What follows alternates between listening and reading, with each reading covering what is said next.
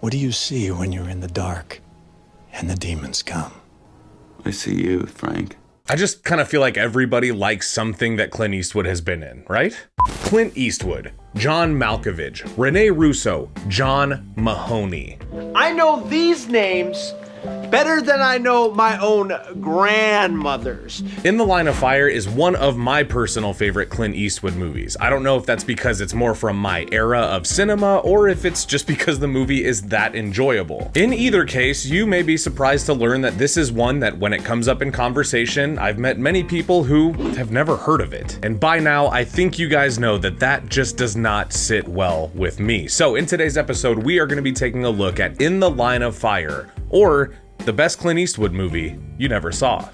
Do you see the rifle coming out of that window, or do you see Kennedy's head being blown apart? Has there ever been a more iconic big screen presence than Clint Eastwood? I'd be hard-pressed to name one.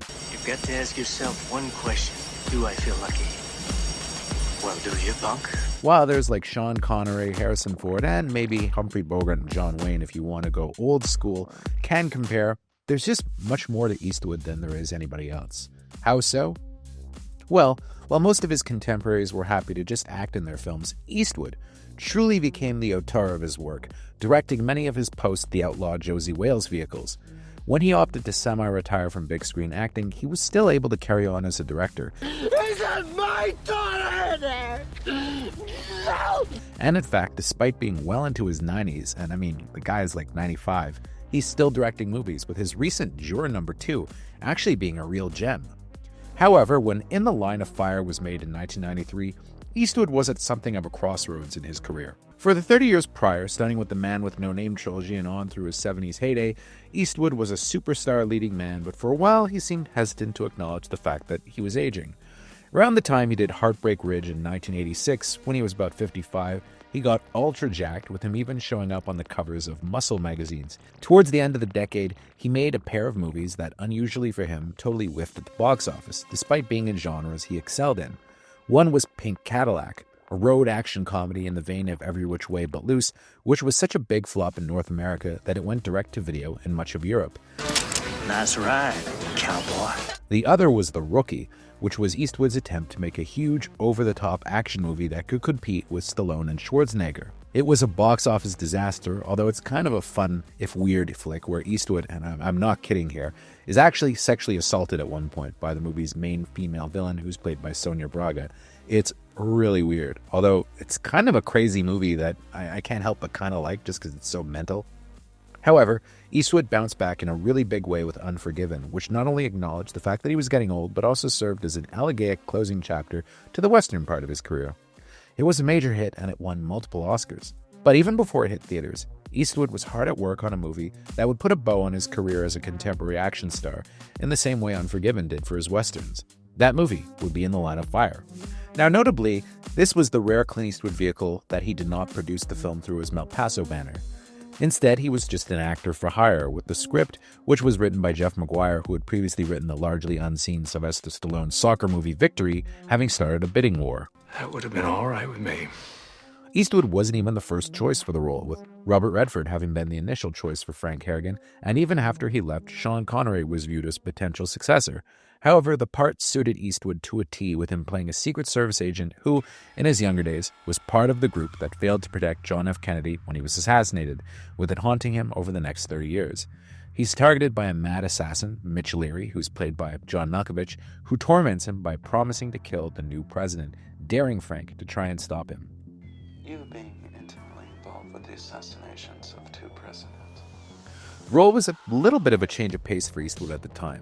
While it still played to his strength as an action hero, with him blowing away a couple of bad guys right off the bat in a scene that could have been lifted from a Dirty Harry movie, Hypothetical situation, huh?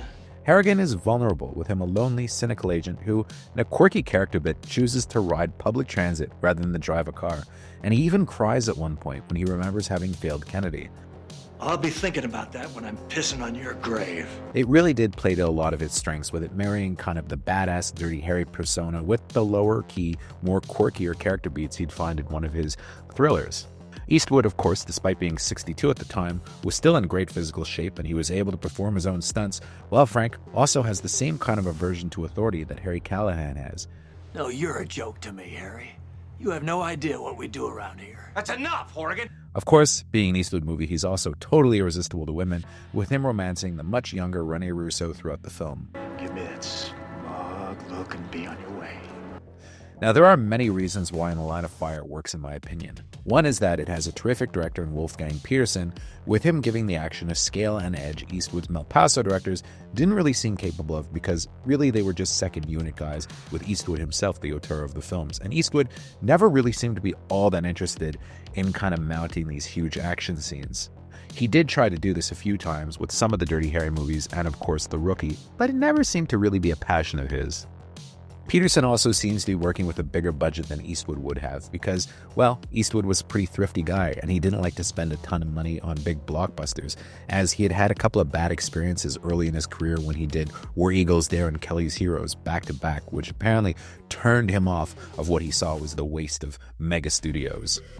Peterson also enlists Ennio Morricone to deliver a solid thriller score that's evocative of his own work for The Untouchables, which is different from the low-key, jazzy style Clint used in his own movies, although of course Ennio had scored his Leone trilogy. The cast is also quite perfect, with Eastwood delivering one of his best performances as the believably human Frank. I think if Redford had played the role, he would have played the part as too much of a charming golden boy. You believe Eastwood as a guy who's having gone somewhat to seed. Most importantly, he has amazing chemistry with John Malkovich, who plays the iconically evil Mitch Leary, the psychopath assassin tormenting Frank. The world can be a cruel place to an honest man, Frank. One reason they work so well together is that for the scenes that they're speaking by phone, they shot their scenes together so that they could play off each other in real time. And so do you, Frank, if you get too close to me. You have a rendezvous with my ass, motherfucker.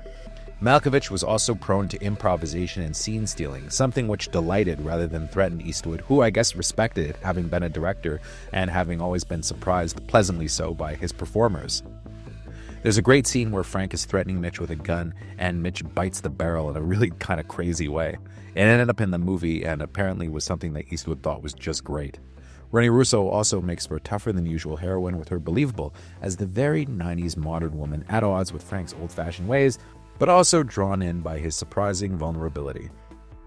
The many character actors, including John Mahoney, Dylan McDermott, Tobin Bell, and Fred Dalton Thompson, add immeasurably to the film, making it almost feel like it's the sibling of the Jack Ryan thrillers, which were big at the time.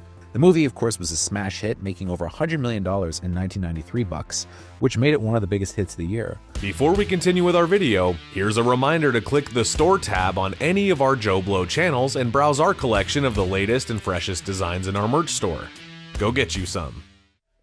It came along at just the right time, as it was very much timed to coincide with the 30th anniversary of the JFK assassination, which was still very much in the public zeitgeist thanks to Oliver Stone's JFK.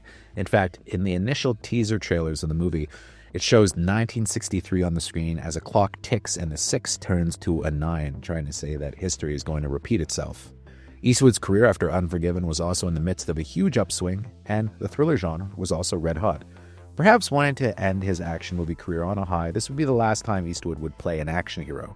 He did keep making thrillers such as Absolute Power and Bloodwork, but they would be more lower-key character-based than this would be. That said, it's been 32 years since this came out, and you know what? Eastwood is still going strong, and I hope he has a lot more movies left in him. Heck, you know what? If he wanted to make a movie where Dirty Harry comes back and he's 100 years old, I would totally go see it. I mean, I'd be there opening day. Do let us know in the comments if you want us to cover more Eastwood movies here on JoBlo Originals. So take my advice, be careful where the dog shits you.